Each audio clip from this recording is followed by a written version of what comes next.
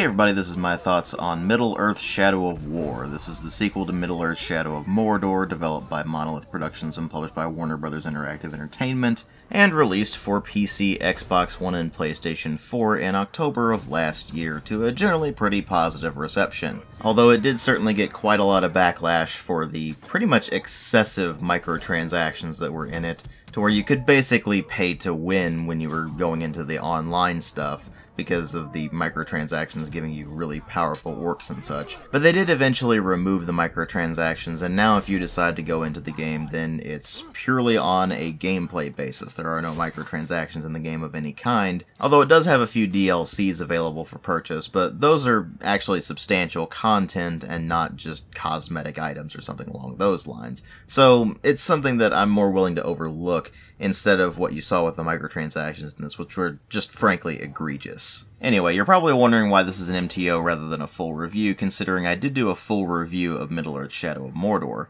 Well, the reason is actually quite simple.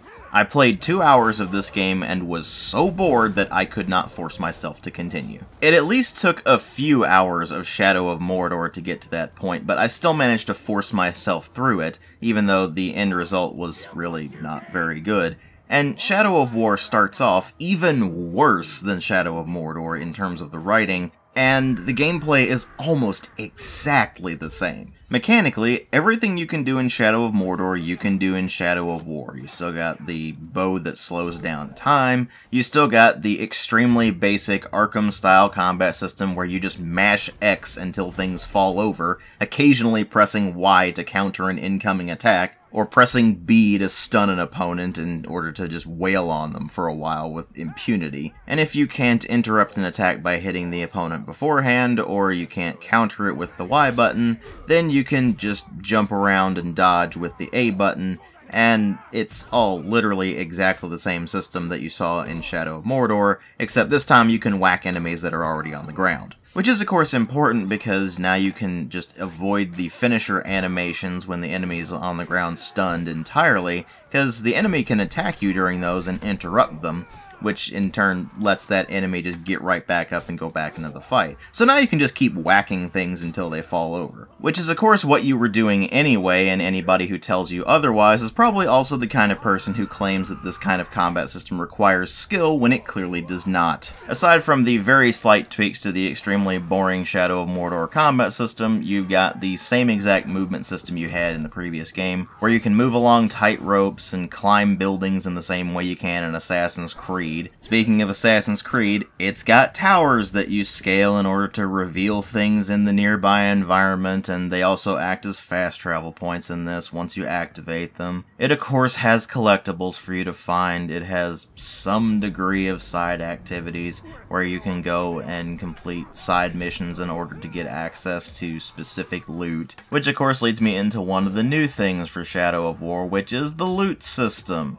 Yep, you got random drops on enemies where it'll give you different equipment that'll do different amounts of damage and have different special abilities. And you can slot gems on these various weapons and armor and such in order to enhance their capabilities. Because what we really needed on top of an already boring open-world action-adventure game is something to make the game even more of a tedious grind. And speaking of tedious grind, there's the Nemesis System, which was about the only vaguely interesting and unique feature of Shadow of Mordor. It returns in Shadow of War, and they put some very slight enhancements on it. Apparently you can get followers now to lead your army or something. But I didn't get that far because I only made it about 2 hours into the game because the core gameplay is so boring that I didn't want to play it at all. So what I got to see of the Nemesis System was the same exact thing that was in Shadow of Mordor, where you'll go up against the orc captains and it'll be a very long, very drawn out, very tedious fight, where they're immune to half of your attacks and it's only 1 or 2 specific things that you'll be able to do to damage them. And of course, to make it even more tedious, they will eventually gain immunities if you keep doing the same tactics over and over again on top of what they already have, so then you can damage them in even fewer ways, which is all kinds of fun. And even if you do manage to take down one of the orc captains, there's a chance they'll come back later with new immunities and even tougher than before, and fight you again. In fact, in the, again, 2 hours I played of this, I took down several orc captains, and one of them did come back later to fight me again after I had already taken him down. So almost from the very beginning of the game, you've seen pretty much everything there is to see in Middle-earth Shadow of War outside of the army command stuff, which I didn't get to because I didn't care enough. And keep in mind, this all takes place over the course of a 20 to 60 hour game. I've actually lost count of the number of times people have told me with specific games, oh, just keep playing, it gets good 20 or 40 hours in. Well, I'm sorry, but if the core gameplay is not enough to keep me playing after 2 hours, then it's not worth finishing.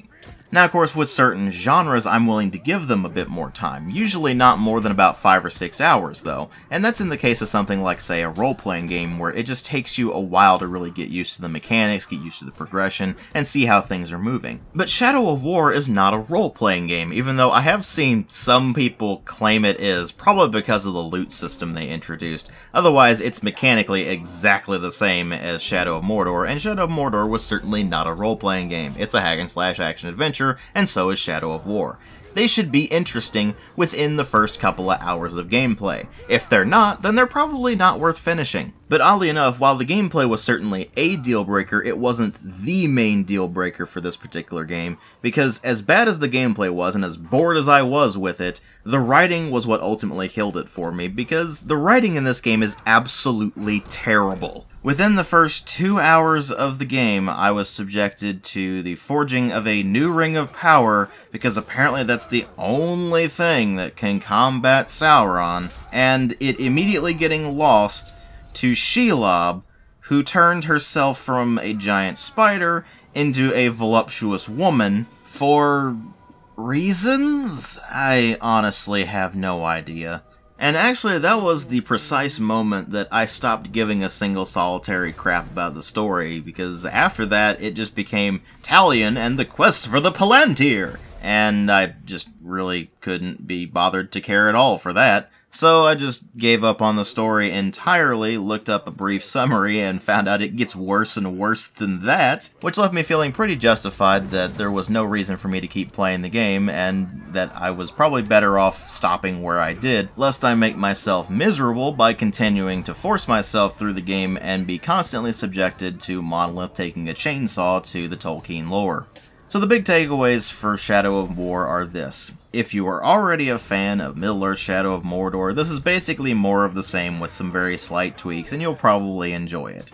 If you're like me, and you're just bored to death of these generic-as-hell open-world action games, that the only real difference is they might throw in a single mechanic and slap a license on it to make it seem kind of interesting, well, then you're just going to find that this is more of the same crap that you've been playing and you're just sick of. If you are a big fan of the Tolkien lore, then you'll probably think of this as an absolute atrocity, and if you're just somebody who's wanting to play an action-adventure game, then you'd be better served playing something else. So thank you all for watching, and I'll catch you all in later videos.